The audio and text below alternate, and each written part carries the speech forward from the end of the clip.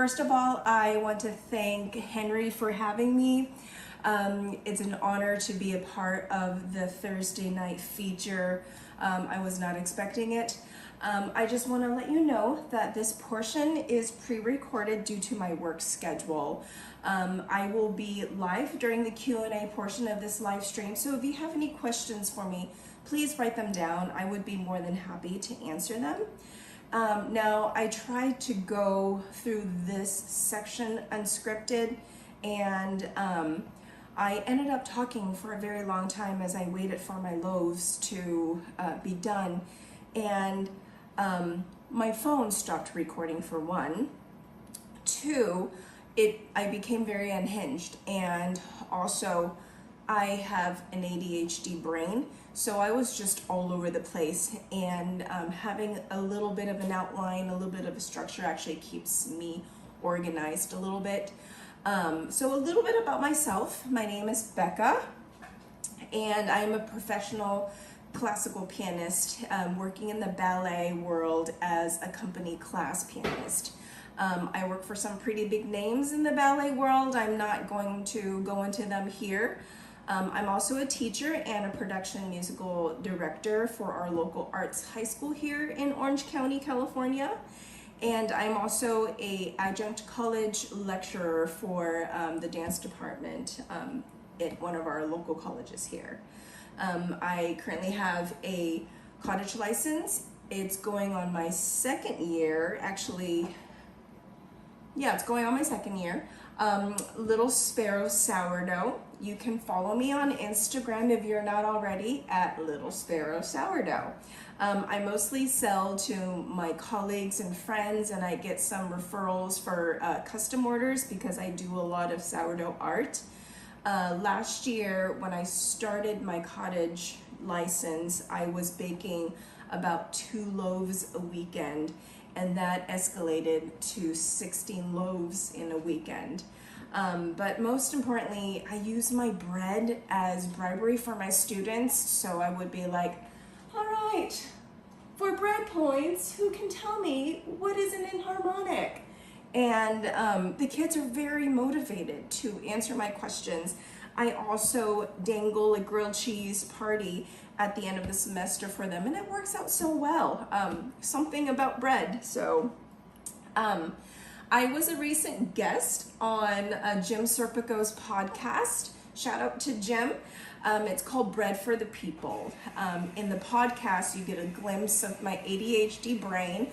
We covered a lot of stuff, like a recent trip to the vet, to which I'm still paying off that bill. Venmo me. How I got into sourdough and sourdough art, my life as a working musician, having type 2 diabetes and how I manage that and still eat carbs. So I'm going to do my best not to mention the things that I talked about there, so you can actually go listen to Jim's podcast if you haven't already. It's called Bread for the People, and the episode is called Daring to be Becca Wong. My recent bragging rights, I got 3rd place in the sourdough category at the OC Fair, Orange County Fair.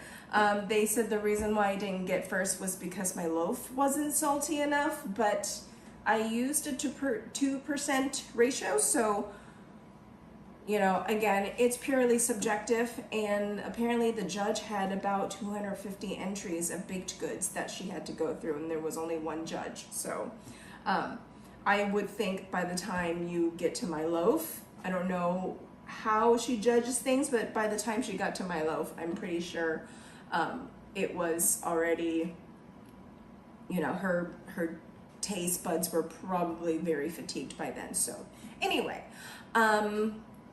now most of the comments that I get when I post a picture of my loaves, my stencil loaves in this group, are people asking me how I do it. So today I'm actually going to show you how I stencil my loaves. But first I actually want to show you my board and how I organize my bakes. In my tiny cottage bakery, my 16 loaves on a good weekend. Not so many during the summer. other than having to bake off a bunch of loaves to pay for my dog's vet bills. So I'm gonna show you my board over here real quick. So if you have any questions about that, again, ask me at the end of this stream. Okay, so here is my board. I've got the baker's percentage, my logo. Again, follow me, Little Sparrow Sourdough. And these are pretty much all my formulations on the board, so I don't have to keep looking it up and I don't have to keep doing the math. It's just right there.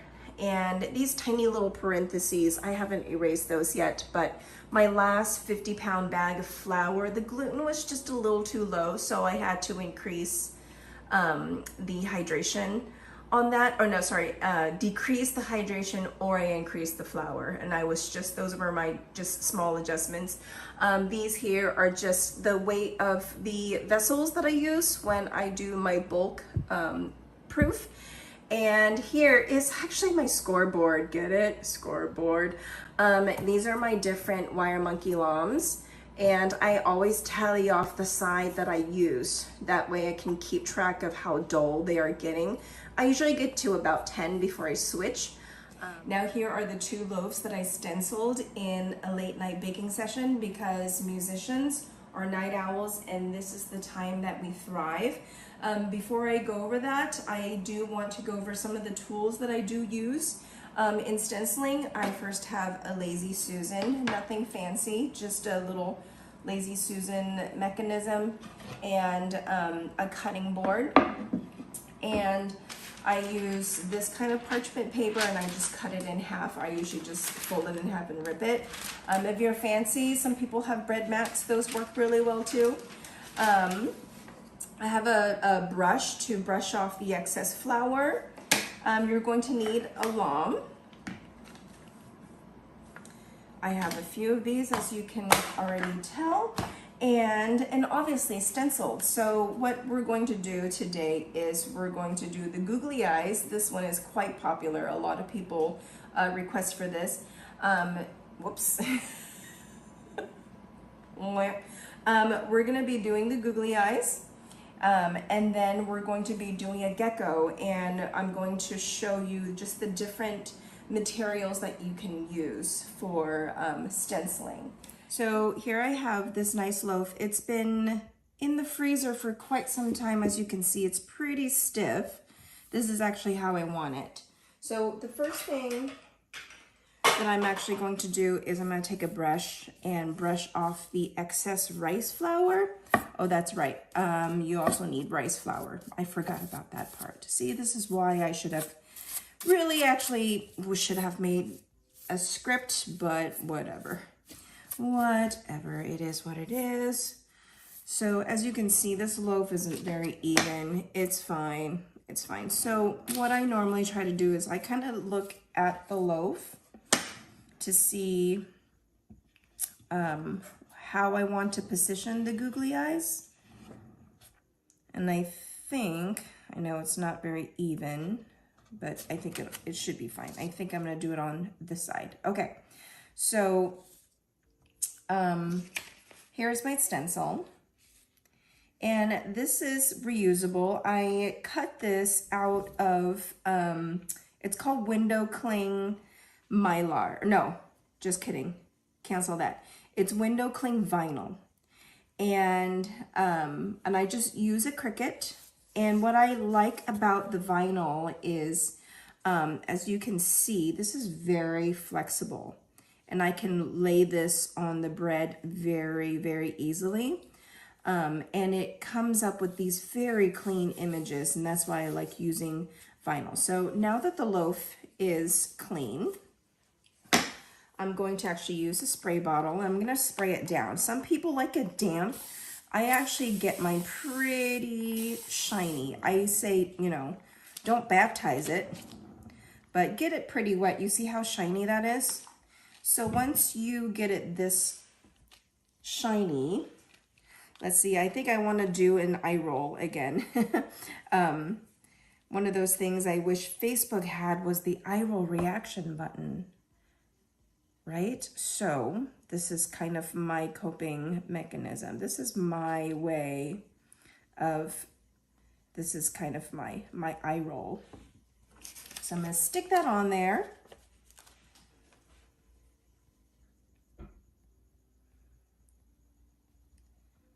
Lay it on there like so. The reason why I like using the wood pulp for stenciling is because it forms a pretty tough skin, and I find that with stenciling, it works really well with stenciling. I'm not a fan of scoring with the wood pulp, but I like using it for stenciling. So now that I've laid down the stencil, I'm gonna take a damp paper towel and I'm just going to dab off the excess water.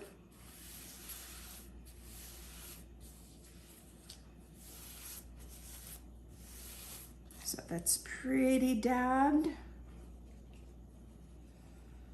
And now what I'm going to do is I'm going to dust this with some rice flour. I get this rice flour from the Asian store. It is a Thai brand. I find that this is it's milled very finely, so the image comes out very, very, very sharp. So if you want contrast on your loaf, if you are making any kind of bread art, I believe that the rice flour is the way to go. All right, so from here, oh, see how I didn't dust this part? So you want to make sure that it's well dusted, especially where your image is. And then the rest, I guess, you can kind of, I guess I didn't really, there we go. Did I get it all? I think that's good. Let's get some over here. Yes, you are going to lose a lot of rice flour. It's just one of those things that you will have to deal with. All right, so now that I have rice flour on top of this stencil, I usually go from the middle and out. And you just gently take your finger and you just kind of go over the image, making sure that every surface around that is covered. And then the rest of this, I'm just going to brush off. Usually I just take the rice flour and I just throw it in the compost. It soaks up some of the moisture in my food waste bin. So, okay. So there's my eye roll. He's so cute. Isn't he cute? Look at that. He's so cute. All right. And now I'm gonna take the brush. I'm gonna brush off this excess, the excess flour over here, because we don't want that in the oven.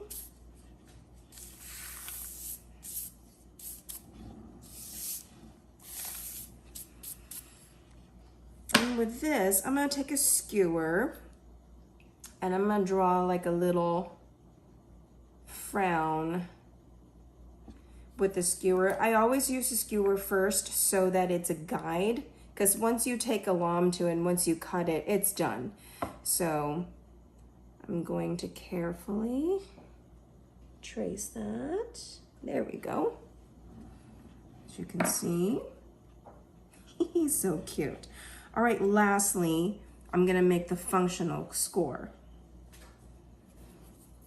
Again, I draw a line first. And then before I do this, this is always the last thing that I do before it goes in the oven. Last thing you have to do is always, golden rule of stenciling. Always remove the stencil before it goes in the oven. You're going to have some plastic melted mess on your hands if you stick it in the oven. That's not cool. So I'm actually going to use the same skewer. Let's go this way. You just take up a little bit of the stencil and just gently peel it off. There we go. And then the other one.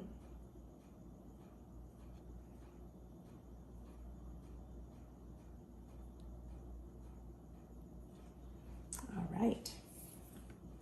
And then finally, I'm going to take my goose lom, and I usually go much flatter.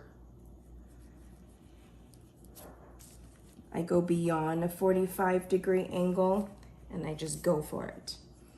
So, and what's great is you have a frown this direction, and then if you turn around, he's smiling. Isn't that great? It's so cute. All right, I'm gonna stick this in the oven for 23 minutes. Yes, I said 23 minutes.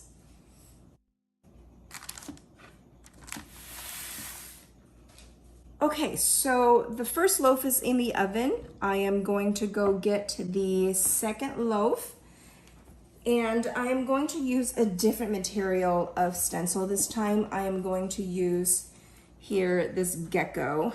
I don't know if you can see that in the light.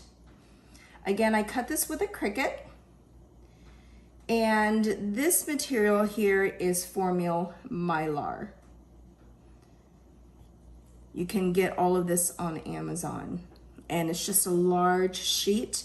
You can actually hand cut these, and what's great about the Formula Mylar is you can actually put the Mylar in on top of an image and take a Sharpie and trace it, and then take an X-Acto knife and cut it if you don't have a Cricut. That's one of the ways you can actually make a stencil. But I find that Formula Mylar and also the window cling vinyl works really well on bread because it has a little bit of flexibility to it. Some of the stencils that you purchase on Amazon are just a little too stiff and it doesn't lay on the bread well. So I find that Formula Mylar works really well. So my next loaf, I'm gonna do a gecko. And what I'm gonna do is a mixture of stenciling and scoring at the same time. And I actually did this gecko back last summer, and it was my first video on Instagram that exploded. Okay, so here is a loaf. Again, this has been in the freezer for quite some time. I would say probably an hour and a half. I know people are like, what? Trust me, it just buys me more time when it's been in the freezer for that long. Again, do what works for you, and you're going to find that an hour and a half may not be good for you, but it works just fine for me. All right, so here I used one of the traditional Banetons, not the wood pulp one, and it is lined with cotton. And again, I brush off the excess rice flour. The reason why I do this first is I find that the rice flour that is already on the loaf has moisture on it, and we actually don't want that with the stencil. So I always use new rice flour for stenciling. So again, I'm going to take the spray bottle and I'm going to spray it down. See how it's nice and shiny? Now I'm going to take the gecko and I'm going to lay it down.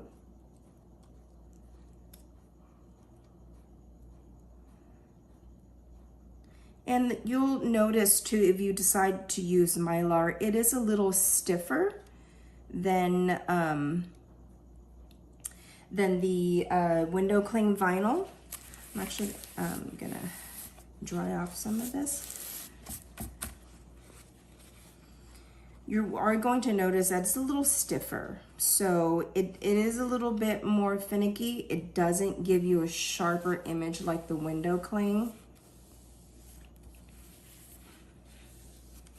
So again, I'm going to dab off the excess water. I'm actually going through my fingers over the loaf to ensure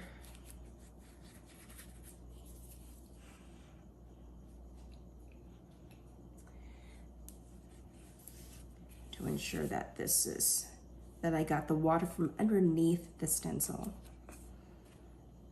So the reason why you want to wet your loaf before putting it on is so that you ensure that the stencil sticks on the loaf. So now that the stencil's on there, I'm gonna take some rice flour again and we're gonna dust this real good.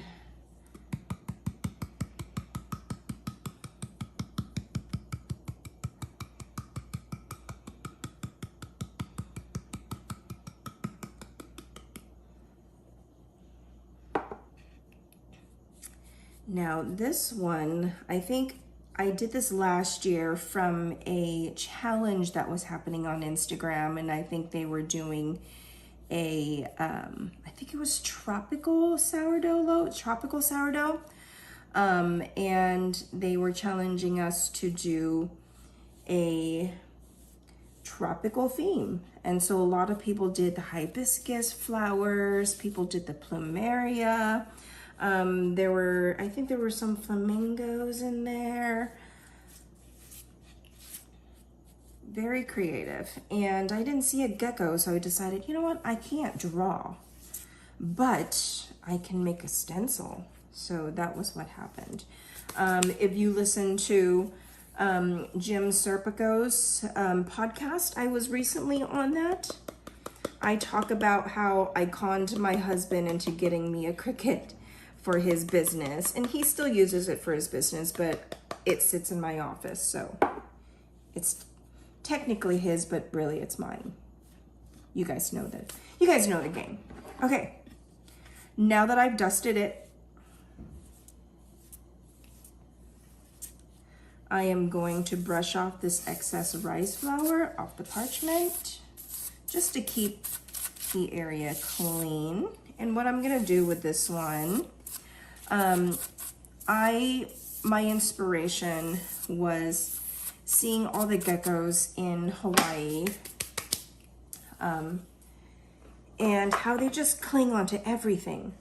And I thought about, what if I did a gecko just sitting on top of Hawaiian tapestry? So that was how I came up with this idea.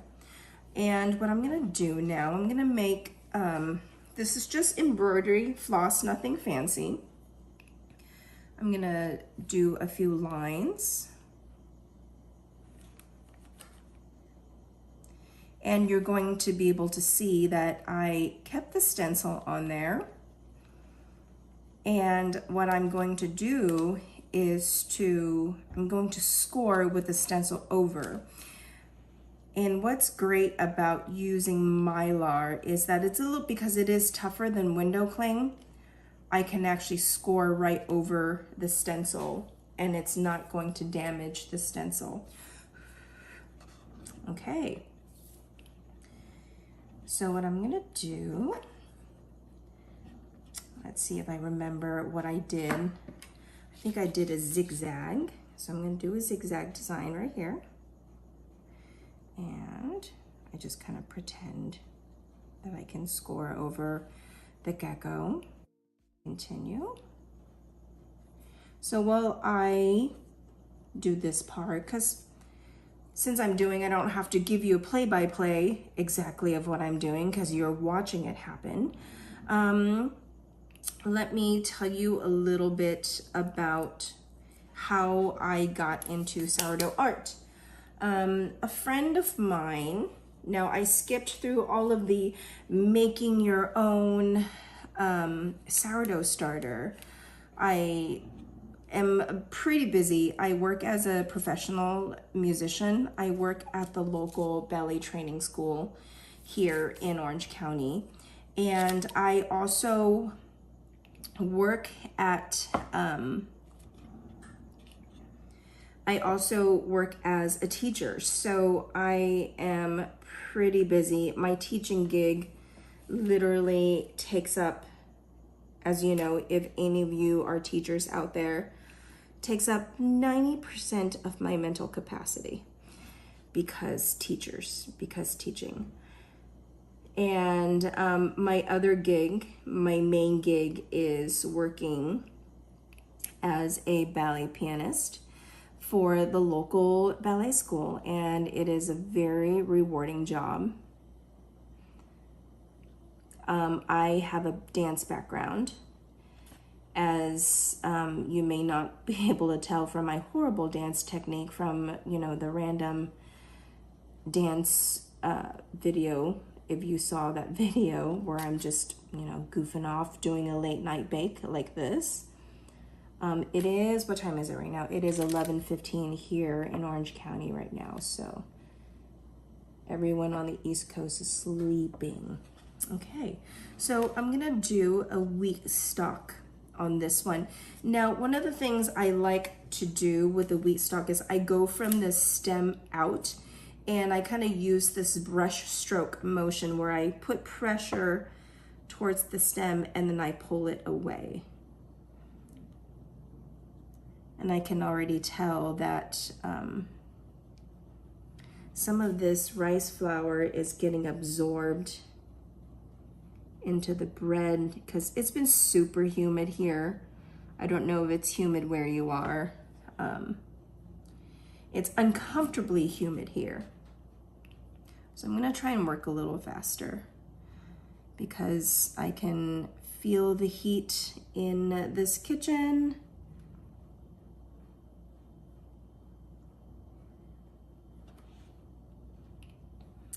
All right, and then let's see here. I'm gonna take the duller side of the blade. I'm gonna draw some decorative lines. So I always try to be careful with these lines that they don't go too deep. Again, you see that this the llama is going right over the stencil, and it's not gonna hurt the stencil. And that's the advantage of using Mylar instead of the window cling. The window cling is pretty fragile, but it makes very clean, crisp images. So I think with this one, instead of doing a big functional score, I'm going to do a 5-minute score. What's a 5-minute score, you ask? It's when I put this loaf in the oven for 5 minutes and then I pull it back out and then I make 2 big functional scores. So let's see, I've got some empty space here and some empty space here. So I think I'll just do a quick wheat stock. And I'm kind of just doing it to the curvature of the bread.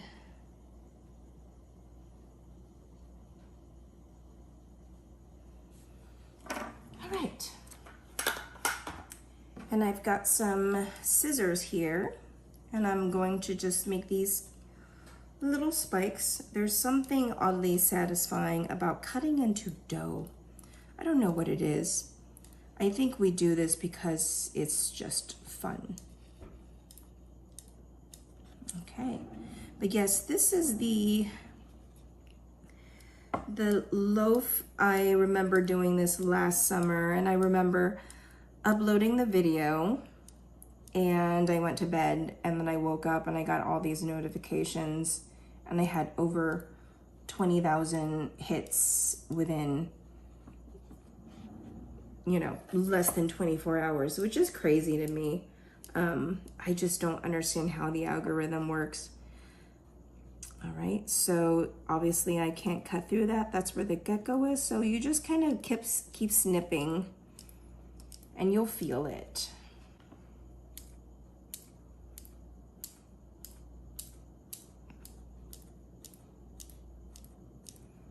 Okay, so lastly,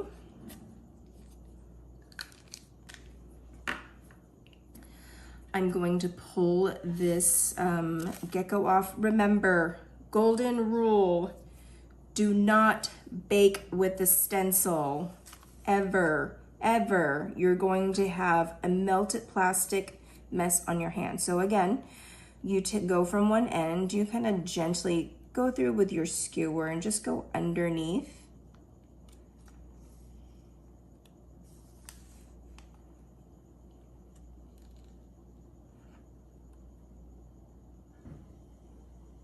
All right, so there we go. There's the gecko, and I'm gonna stick that in the combo cooker for 5 minutes, And I'm gonna pull it back out and do a functional score probably over here, just so that it would expand. All right.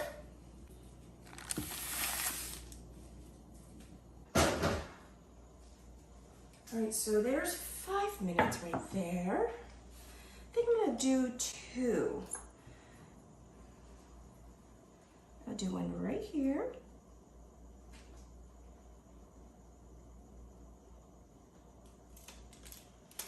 And I'm gonna do another one right here. Oh wait, I'm gonna cut right over the tail. Sorry, tail. Oh, speaking of gecko tails, this happened today. My rescue puppy found a giant lizard, caught it in her mouth. The lizard broke off his tail and she swallowed the tail. Whoa. Yeah, she's not sorry. We'll do it again. All right, I'm gonna stick this back in the oven. And I'll check it at 20 minutes. Hey Siri, set timer for 20 minutes. 20 minutes, starting now. Ooh, look at that. Yes, queen. Oh, he's so cute. Look at him. He's so cute. And then you can actually turn this way and he's got a giant mouth. I don't know if you can see that. So there's the googly eyes. Look at the belly. Ah. So I'm gonna keep this one for myself. I'm not gonna give this to anyone or sell it because I don't know, he's so cute. And listen, I don't know if you can hear that. Love it. All right, here is my gecko loaf. As you can see, it came out a little darker than I would like, but I think most people like it this dark. I don't like it this dark. It cuts into the roof of my mouth. So that is the 2 5-minute scores that I did. As you can see, these have cooled off now. And that's what it looks like. And it's supposed to be a gecko on tapestry. Yep. But it's still pretty crusty, listen.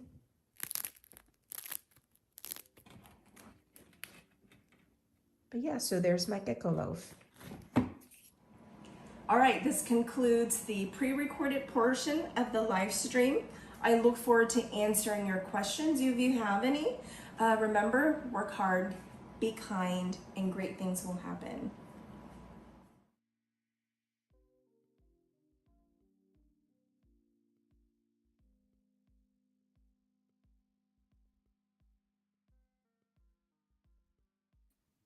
I was still muted. Thank you so much for taking the time out and watching this live stream. As you can see, I am not in my kitchen. I'm actually in the green room at the Performing Arts Center where I work. I'm here in the Q&A section right now. So if you guys have any questions for me, I would love to answer them. They could be, all right, Becca, how did you first get started with bread stenciling and what inspired you? I think I actually saw someone on Instagram do stenciling, and her name is Emerald Green. She used to be a bread artist with Proof Bread, which is a sourdough bakery in Mesa, Arizona, and she does a lot of stenciling and she designs her own bread, but she talks about how she um, will make sketches and do stenciling. That was kind of how I got into it, except I don't draw. So a lot of the designs that I do, I find off the internet for free. And I upload it into my Cricut and I remove the background and I cut mylar or vinyl with it. And that was kind of how I got into stenciling. And what's great is I can do pretty much any customized loaf that you want me to do. So I've done a lot of birthday loaves. People are like, can you know, it's my dad's birthday. Can you put happy birthday on it? I have also done, I don't know if you've seen some of my previous posts. I'm a huge Schitt's Creek fan, so I did a whole series of Schitt's Creek loaves where I did like lick rust, eat glass. And I remember, you know, some of the comments were very interesting. There was one where I was like, these are beautiful loaves, except, you know, it has such vile messages on it. And I'm like, it's from a show. So, but it's great. When you are able to do stenciling work, you can actually do a lot of customized things. You can put smart ass comments on there. You can put cuss words on there, which I've done in the past. But for, you know, custom loaves, I don't put those on Instagram. What is your favorite design to stencil onto your bread? Can you walk us through the process? I don't really have a favorite design. I usually I usually do designs kind of off the cuff of, you know, whatever I'm currently inspired by. Sometimes I go by the Instagram challenges. And when there is a challenge, such as the gecko one that was from a year ago, and I just kind of, again, I kind of said it in my demo, how you kind of go through. Um, I saw a lot of different people's plumeria. Some people did like a bikini, which is super cute, and I didn't see a gecko. I saw sea turtle, so I also did a sea turtle, but actually like shaped two loaves of sourdough into like an actual sea turtle. And I didn't see a gecko, and I decided to do a gecko kind of clinging onto Hawaiian tapestry. And as you see, I actually did that. I decided to recreate it, and I did this last Wednesday, and that was right at the peak of the Maui fire. So I did have a moment of sadness when I was doing the loaf. I was not intending to do the loaf in the midst of this fire, but a really good thing actually happened from that. I didn't feel right selling that gecko loaf to anybody. So I actually gave it away. And when that person tried to give me money for it, I just told her, please don't pay me, but please use the cost of that money and actually donate it to Maui charities and donate it to them because they need that more than I do. So it was just interesting timing. How does your background as a musician influence your approach to baking and stenciling? Um, I am a classical pianist, and one of the things about being a classical pianist is the intricacy and the details that you have to put in, all the tiny little small articulations. So I've always been um, very focused on the smallest details, and I somehow kind of translate that into bread. So when I'm making these scores and I'm making these stenciling, I make sure the smallest details are refined, and I try to clean up the edges, and I make sure that every brush stroke, or in this case, score with the wheat stalk or whatever I'm doing, that it has the same amount of depth in it. And that's also one of the reasons why I stick it in the freezer for much longer than recommended, because it does give me a tougher surface, so I can actually feel how deep that I'm going when I'm doing my scoring and my stenciling. But that's kind of how I go into it. How do you source or create the stencil you use in your bread art? Um, I again, I find images off the internet. I use a Cricut. I do subscribe to the Cricut creative, I forgot what they call it, the creative space or whatever.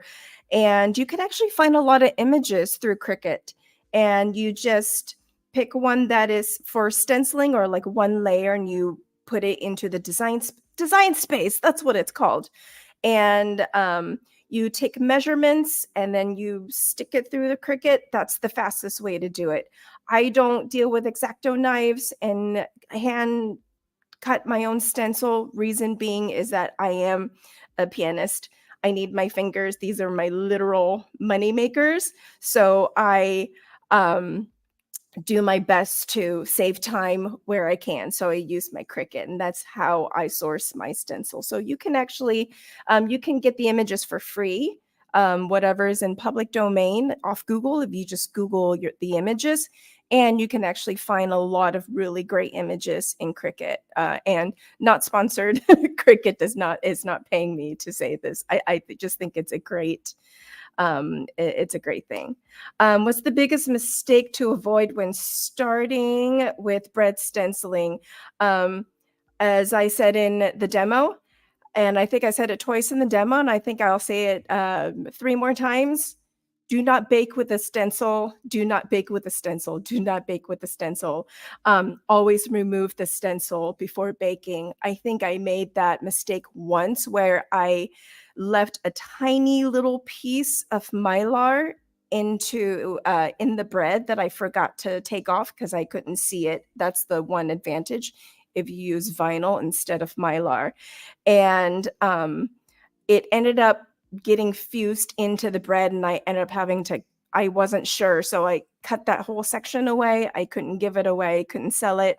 I ended up saving it for myself. So always remove the stencil before baking.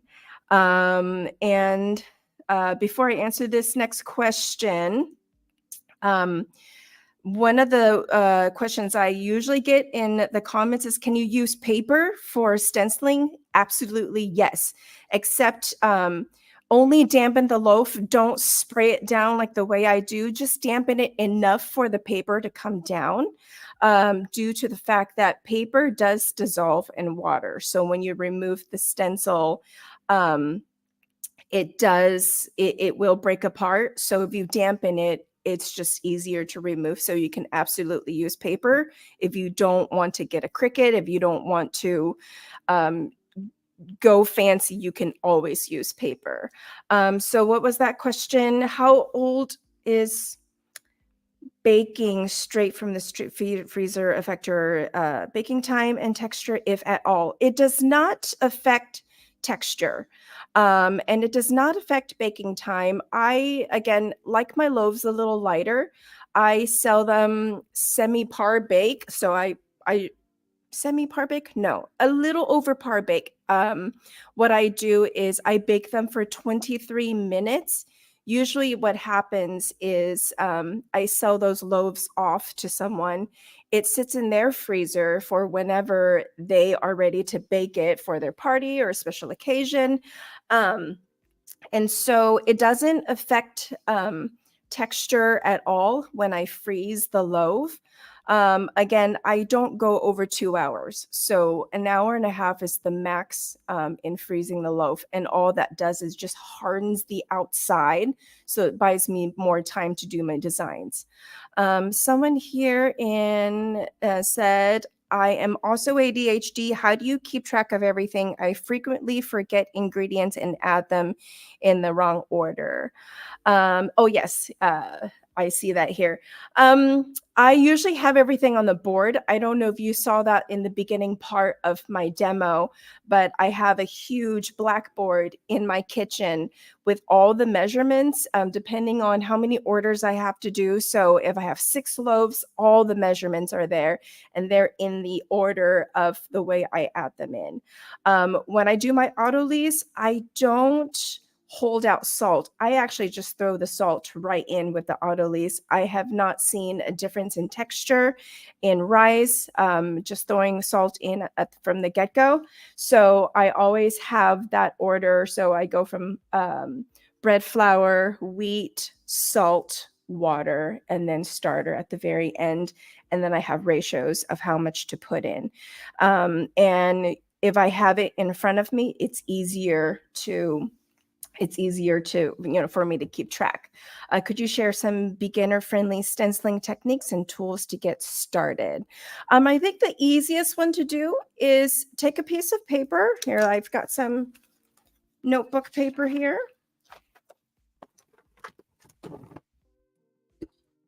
I don't have scissors on me, but easiest thing is make a heart.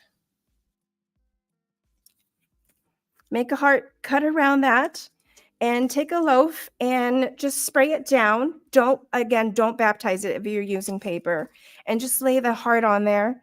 Dust some rice flour on it and then brush it off, and gently remove the stencil, and you can score around it. I think that's probably the easiest thing to do is start with a heart. Again, you don't have to go fancy like I do with the Cricut. You can actually use an X-Acto knife. Another great way, if you saw in the demo, is taking the Mylar and laying on top of an image that you want and tracing it with a Sharpie and then cutting around it. That's also another good way to make a stencil. Let's see, I see here, what is the most challenging stencil have you done so far? Probably the Friendsgiving loaf. I have a Friendsgiving loaf that I had posted. It's pinned to my top video in my Instagram. A customer wanted Friendsgiving on a boule, not a petard. And I asked her, do you mind if I break off the letter? So it's like Friends Giving. And she said, no, one word, and I want a fall leaf. So she was very specific about it. And luckily, I was able to make the lettering just small enough.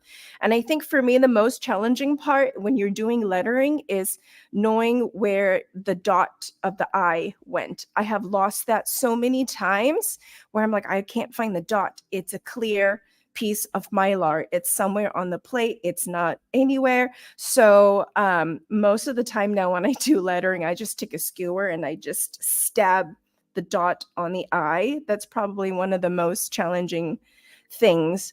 But yeah, I'm really happy that I was able to get that loaf out. How do you balance the science of bread baking with the artistic expression of stenciling? That's a good question. I don't really, maybe it's because I am a musician first and I am not a science person at all. I don't really think about the science of bread baking. Um, if you see some of my beginners loaves, I was baking blobs and I was scoring blobs. And what's great about scoring and doing bread art is that you don't have to worry about an ear popping up. You don't have to worry about the belly. If you score a wheat stalk on there, it's still going to come up. So I really don't think about the science side. I just kind of have a formula that works for me. Obviously, in the wintertime, I bulk rice for 6 hours in my kitchen. And in the summertime, it's been around 4 to 5 hours. And then I throw it in the fridge. My golden rule for me is I don't leave my loaf to cold proof for more than 48 hours. I think 48 hours was kind of pushing it. And I really don't think about the science side of bread baking. I just know what works for me. And I always try to tell people whatever works for me may not work for you, because it all depends on your environment. What inspired the name Little Sparrow? Just curious. Little Sparrow is a song by Dolly Parton.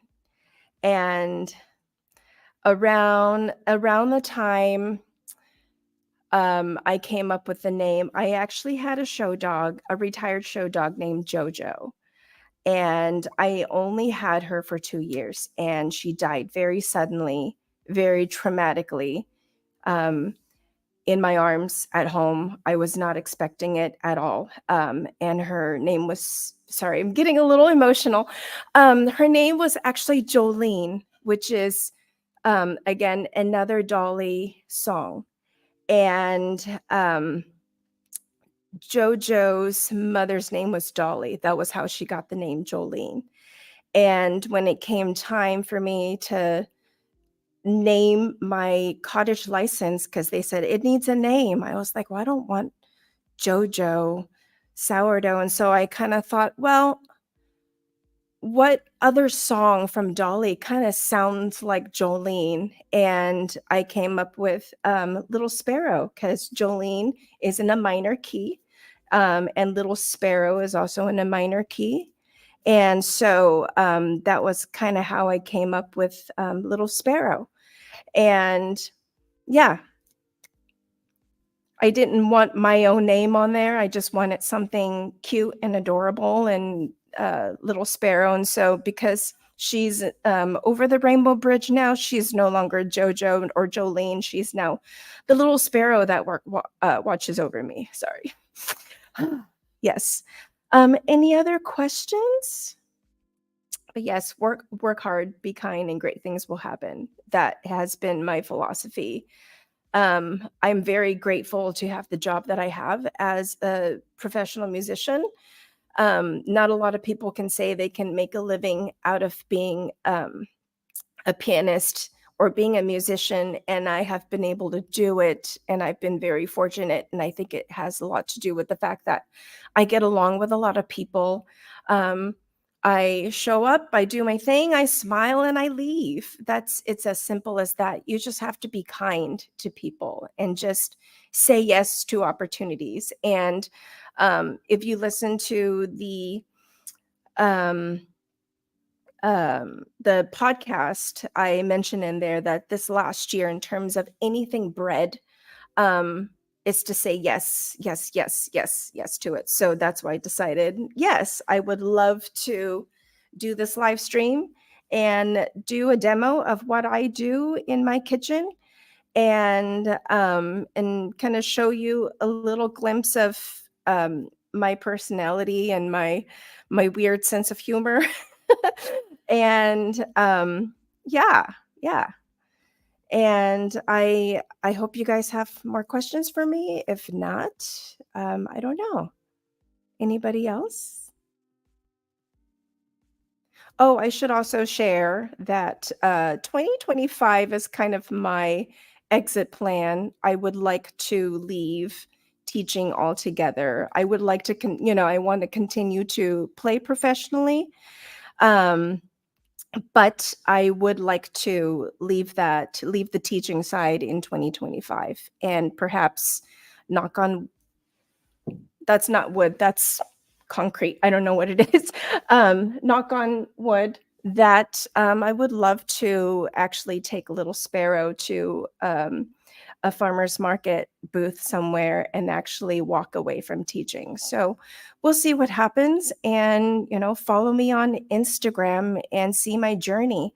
I don't always post pretty things on my Instagram, as I try to show people that um, not everyone's perfect, and it's okay to make funny loaves. And also remember that your loaves, your sourdough, or whatever you're making doesn't have to have that ear. It doesn't have to have that perfect crumb. It doesn't have to be perfect, because at the end of the day, your bread is homemade and it's going to be delicious, whether you give it away or whether you keep it or sell it. Just remember that, don't be so hard on yourself. A lot of times we show off these beautiful loaves um, on Instagram, like, look at this belly and look at this ear. And at the end of the day, it's bread. It's bread. It's meant to be eaten. And people always tell me, I feel so bad cutting into your loaves because they're so pretty. And I said, that's the best part, is just taking the loaf and just taking a knife to it and just destroying it. That's the best part, because looking at it is one thing. At the end of the day, it has to taste good. So it doesn't have to be perfect. So yeah, preach, sister. Haha. Anyone else have questions for me? If not, I think we're good.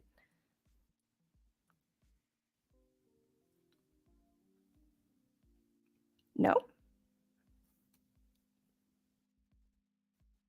Okay, what do you think, Henry? I think we're good. Or do I need to stall out for 5 more minutes?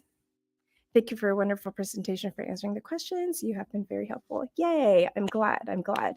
And if you have any additional questions, feel free to ask me either in the the Baking Great Bread at Home page, or go hop on my Instagram. You can DM me there. You can DM me here on Facebook. I don't check the Facebook Messenger much, but I do respond to my Instagram. I try to respond to people either under comments or under the DMs.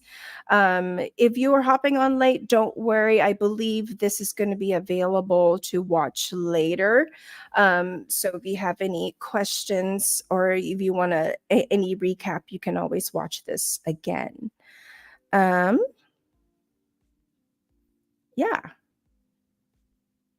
Thank you. Thank you so much for being here. Thank you. Thank you. It's great to see people and responding to it. It's very encouraging. So thank you. Thank you.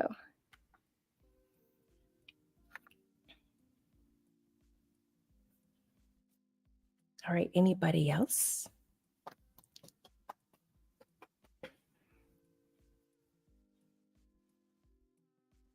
No, I feel like I love when you say it's bread. Yes, it is. It's just bread. Remember, it's just bread. It doesn't have to be perfect. It doesn't have to be perfect. All right. Okay. I think that concludes this live stream.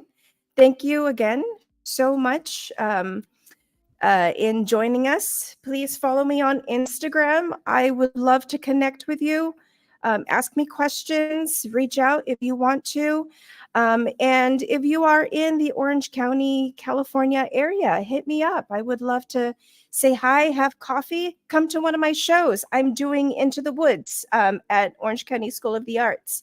I'll be playing the show. So, but yes, be kind and work hard. And thank you so much for having me.